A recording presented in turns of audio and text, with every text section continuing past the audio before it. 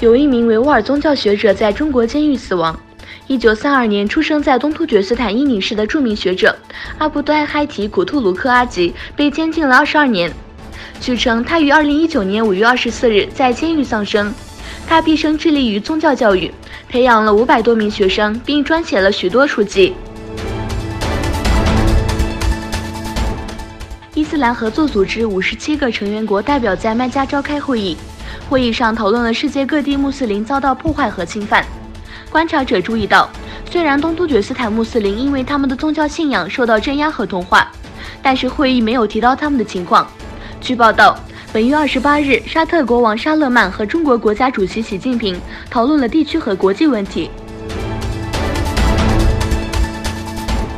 中国威胁要以控制稀土出口作为与美国贸易战的武器之际，五角大楼星期三说，将要求获得新的联邦资金，增强美国国内生产稀土矿的能力，减少对中国的依赖。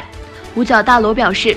相关报告已经呈交到白宫，并对国会做了简介。美国和中国贸易战的不断升温，引发一些人担心，中国作为目前稀土的主要出口国，会以稀土作为美中贸易战中的筹码。白宫国家安全顾问波尔顿突访阿联酋，宣称获得了伊朗奇迹货船的证据。5月28日，波尔顿突访阿联酋，在阿联酋首都阿布扎比举行的新闻发布会上，波尔顿对记者表示，伊朗是阿联酋港口袭击案的幕后黑手。阿联酋此前报告称，4艘商船遭蓄意破坏。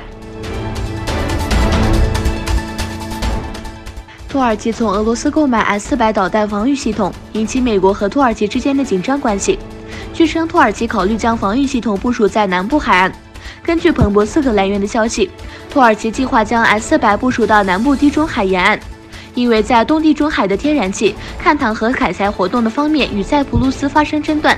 有消息称，S-400不仅考虑了地中海沿岸，还考虑了其他地方。